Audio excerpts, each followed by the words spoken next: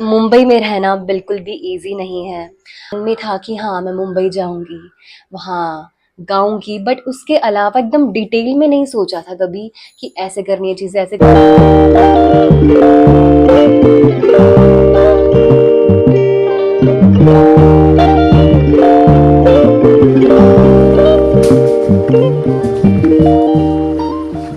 तो अभी दिन के 1-2 बज रहे हैं और मैं बहुत लेट उठी हूँ सो के, क्योंकि अर्ली मॉर्निंग तक, मतलब आई थिंक 5-6 बजे तक रिकॉर्डिंग करी है और रिकॉर्डिंग कंप्लीट हो गई, बट सोते सोते बहुत टाइम हो गया और बहुत ज़्यादा नींद ब्रेक हो रही थी बीच बीच में, क्योंकि एक तो मुंबई में इतनी कंस्ट्रक्शन होती रहती है तो आवाज़ें आती रहती हैं खट खट बिल्कुल भी ठीक से नींद नहीं हो पाए, बट अभी बहुत लेट हो गया तो उठना है और काम करना है। तो चलिए आज का दिन शुरू करते हैं और सबसे पहले कॉफ़ी बना लेते हैं।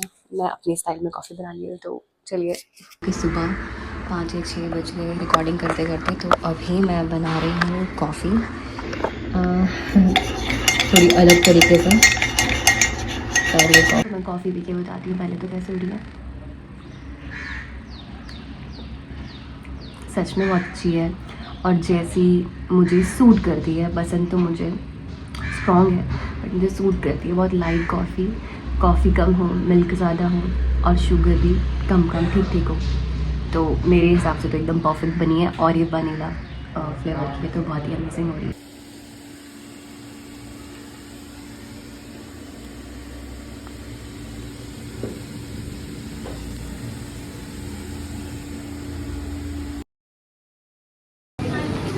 सामान ले रहे हैं घर का थोड़ा बहुत, ग्रॉसरी का और सब्जियां भी अंदर, वेजिटेबल्स, फ्रूट्स।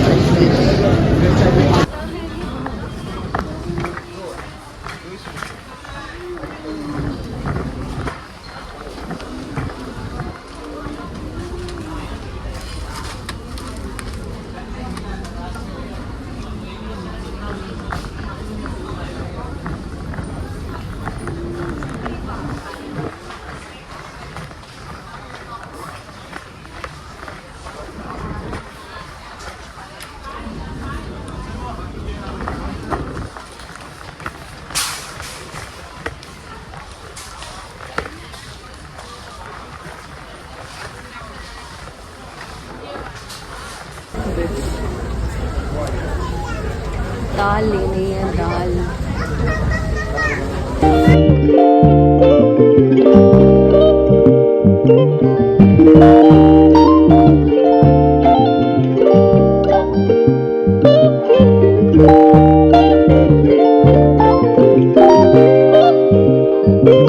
मिल गया रोनाल्डो हमें इंडिया में, मुंबई के ट्रैफिक में रोनाल्डो मिल गया। कर क्या रही? अच्छा, कि बैटिंग किसकी लगेगी?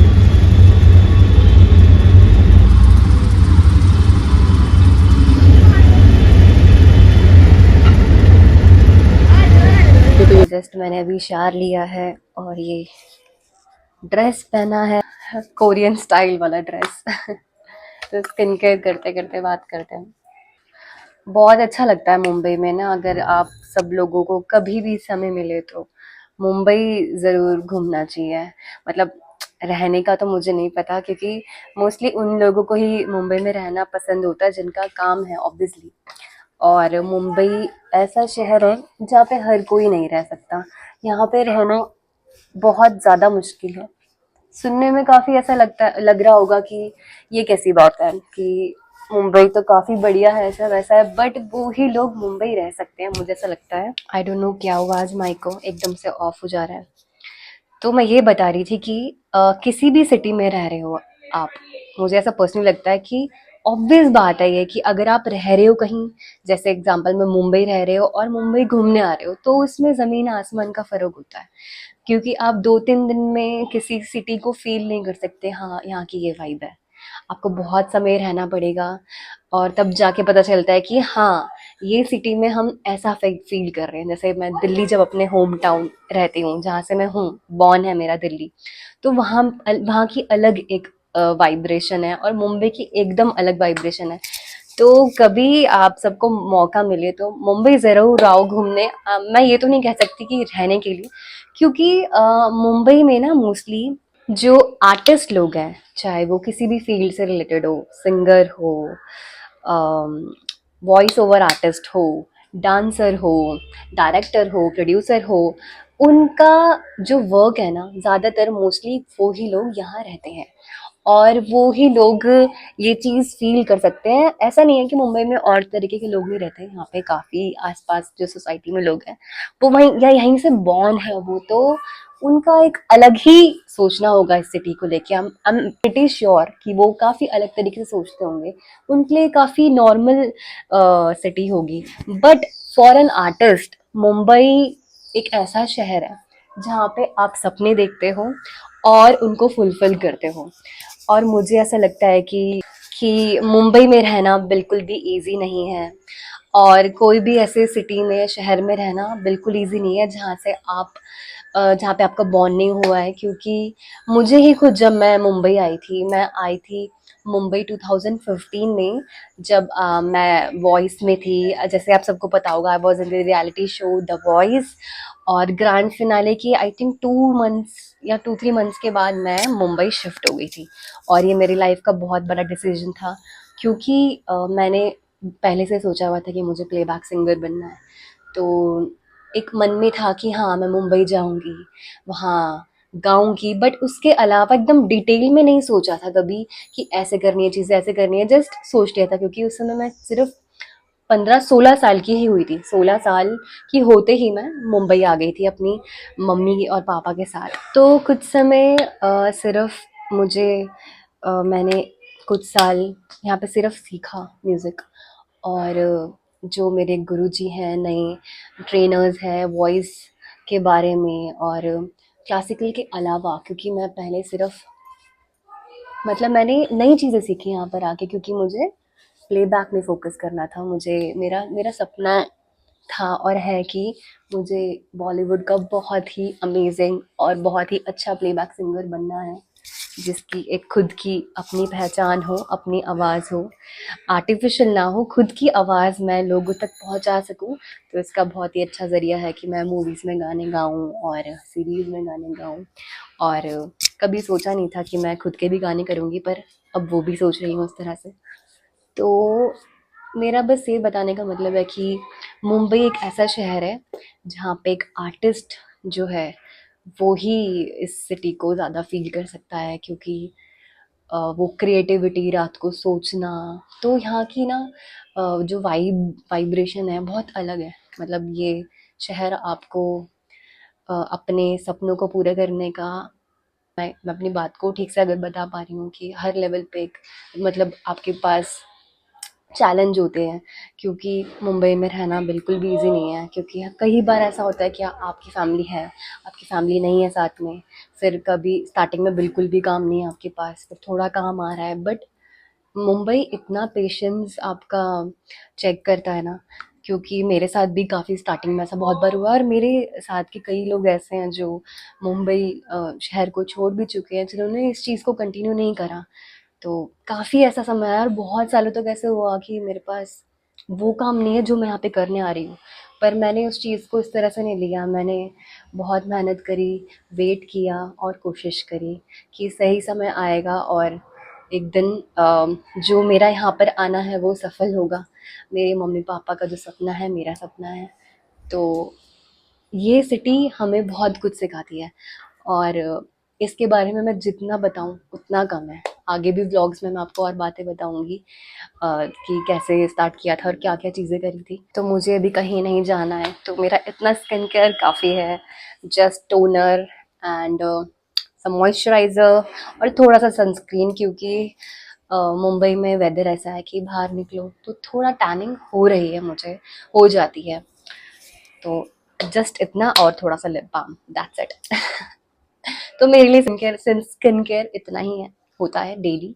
बट हाँ, जब मैं बहुत ज़्यादा मेकअप यूज़ करती हूँ या फिर मेरा कोई प्रोग्राम है, कोई इवेंट है, कोई शो है, देन मैं उसके मतलब उसके अकॉर्डिंगली अपना स्किन केयर करती हूँ, ताकि स्किन प्रेप होना बहुत इंपॉर्टेंट होता है।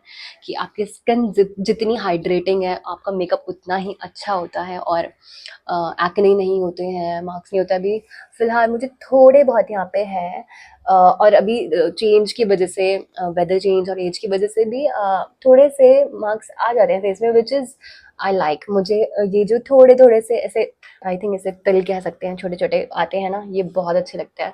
तो आई थिंक सबको अपनी नेचुरल जो स्किन है और नेचुरल बॉडी है उसको हमेशा अप्रिशिएट करना चाहिए एंड बी कॉन्फिडेंट। और बस ये है आज की बात ये है कि अपने ड्रीम्स को फुलफिल करो और पॉजिटिव रहो। कुछ नहीं पता लाइफ में कब आपने जो सोचा है वो पूरा हो जाए। सो चलिए आज का आगे का दिन शुरू करते हैं।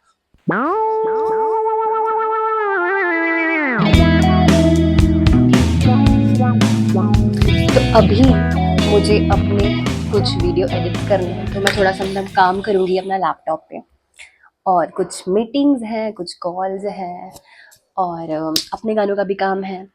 तो वो मैं अपने लैपटॉप पे अभी एडिटिंग करूँगी, मीटिंग्स करूँगी, और उसके बाद मैं आगे का काम शुरू करेंगे अपना अपना कि नेक्स्ट क्या करना है।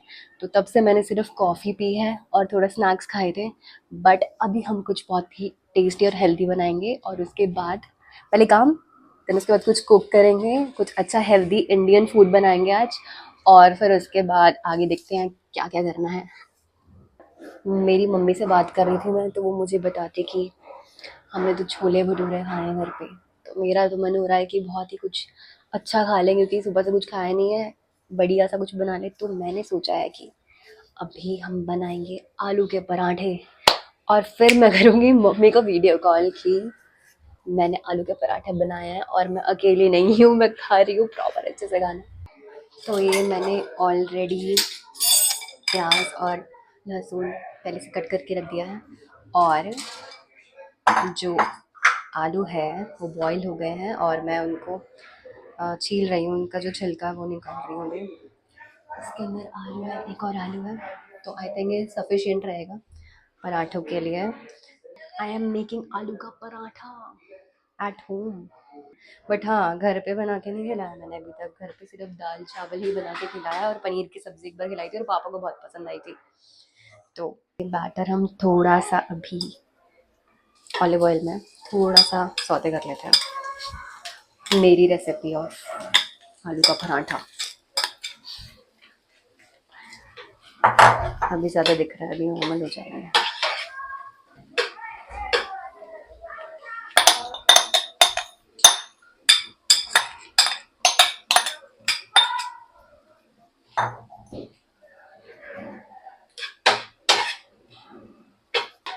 मेरा फेवरेट जो राग है वो है राग जोग, और मेरे दिमाग में वो घूमता रहता है हमेशा, खाना बनाते हुए, गाना बनाते हुए, काम करते हुए, एवरी टाइम।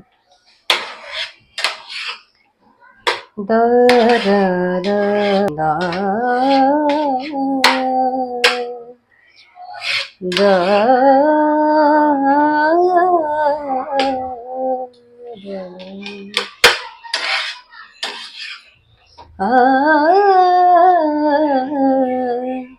दोनों गा इतने सुंदर लगते हैं, ग म ग शुद्ध, ग म ग कोमल।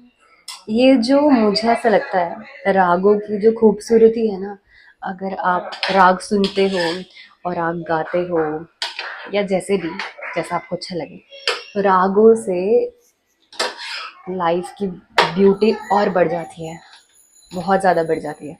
जैसे राग जोग ले लो, दोनों राग, दोनों गा लगते हैं ना, इसमें इतना मैजिकल फीलिंग आती है कि मज़ा आ जाता है।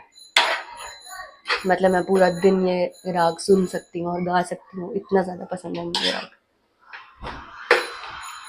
आलू के पराठे के साथ साथ कुछ संगीत के बारे में बातें भी करती रहनी चाहिए इस पर, लैपटॉप पे। चलो ठीक है, फिर सो जाओ। ओके, आई थिंक यहाँ से थोड़ा बेटर दिख रहा है।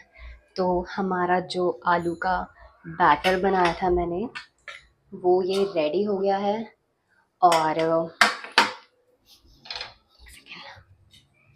मेरा पराठा जल जाएगा वरना। आटा, जैसे आलू का पराठा है तो उसमें ज़्यादातर हम जब बाहर खाते हैं ना, तो वो बहुत ज़्यादा उसमें आटा ज़्यादा होता है और आलू की फीलिंग्स कम होती हैं, और घर पे जो हम खाते हैं उसमें आलू ज़्यादा होता है, तो मुझे आलू ज़्यादा और आटा कम वैसा पसंद है। वो बनाना थोड़ा टफ हो जाता है क्योंकि ऐसे बिखर जाती है रोटी, थोड़ी सी इतनी प्रॉपर नहीं बनती है। मुझे गोल रोटी तो बिल्कुल भी बनानी नहीं आती है। तो ज़्यादा आलू एंड कम आटा, ऐसा आलू का पराठा हम बना रहे हैं। तो एक पराठा हमारा ऑलमोस्ट बन गया है। मैं दिखाती हूँ आपको। बहुत टेस्टी है, मैं तो वेट नहीं कर सकती खाने के लिए। थोड़ा दिन से रात हो गई, मेरा आलू का पराठा नहीं बना। इससे आप सबको पता चल सकता है कि मैं कितना बढ़िया खाना बनाती हूँ। ना मुझे गोल रोटी बनानी आती है, तो दिन से रात इसलिए भी होगी क्योंकि बीच में इतने सारे कॉल्स आने लगे काम के कि मुझे समझ नहीं आ रहा था मैं आटा गूंदूं, मैं आलू का वो बनाऊं बैटर, या फिर क्या करूं मैं। तो मैंने कहा कि 2 मिनट रुक के सारे काम कर लेती हूँ फिर। बट मुझे स्टिल इतना ज़्यादा टाइम लग गया कि सच में बता रही हूँ, मैंने दिन में शुरू करा था ये सब करना और रात हो गई है। Very bad. इससे बेटर तो मतलब दाल चावल बहुत जल्दी बन जाता है, पर आलू पराठा बनाना टफ है थोड़ा सा। जिनकी हालत कुछ ऐसी है, तो पराठा हमारा बन गया है और तो बहुत पसंद आया। काफ़ी क्रिस्पी और सॉफ्ट और बहुत ज़्यादा स्टफ्ड है, मतलब आपको दिख ही रहा होगा आलू कितना सारा मैंने डाला है। तो फाइनली पराठे बन गए हैं और हैं, तो मैं खा के बताती हूँ आपको कि कैसे बने हैं। तो पहले तो देख लो कि ऐसे बने हैं आलू के पराठे। मुझे तो बड़ी खुशी हो रही है। आज सच में मैंने बहुत ही क्रेज़ी कर दिया। आज तो सच में मैंने बहुत क्रेज़ी कर दिया है। आलू के पराठे बना दिए, दिख रहे हैं?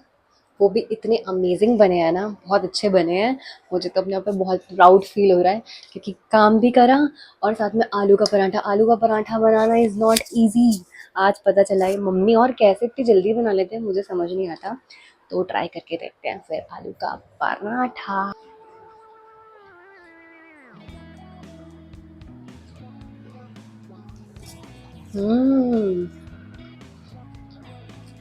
परफेक्ट बना है, मतलब जैसा मुझे चाहिए था। मस्त मस्त बना है बहुत। आज तो दिन सफल हो गया।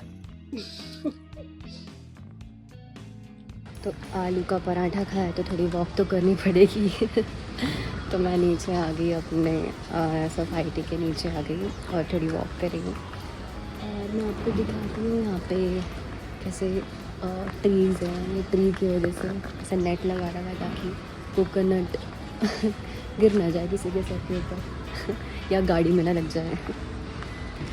तो वेदर बहुत प्लेजेंट है, काफ़ी अच्छा वेदर है।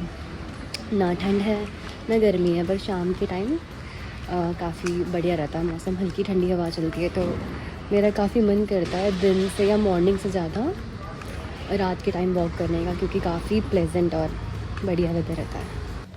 तो मैं ज़्यादातर ऐसे स्पेक्स नहीं पहनती हूँ, बट मुझे थोड़ा सा नंबर है तो कभी कभी ऐसे पहन लेती हूँ जब ज़्यादा बहुत ज़्यादा स्क्रीन यूज़ करूँ। और आजकल तो काफ़ी ज़्यादा स्क्रीन यूज़ होती है, मतलब मोस्टली जब घर से काम कर रहे हो तो स्क्रीन बहुत ज़्यादा यूज़ होती है। कुछ रिकॉर्डिंग करनी है, फिर कुछ एडिटिंग करनी है। तो बाकी जब जाके स्टूडियो पर रिकॉर्डिंग करनी होती है तो वो थोड़ा रिलीफ़ होता है। वहाँ जाके कुछ टेंशन नहीं है, सब लोग वो कर देते हैं। खुद से कुछ भी नहीं करना, सिर्फ जाके गाना है और गाने पे फोकस करना है।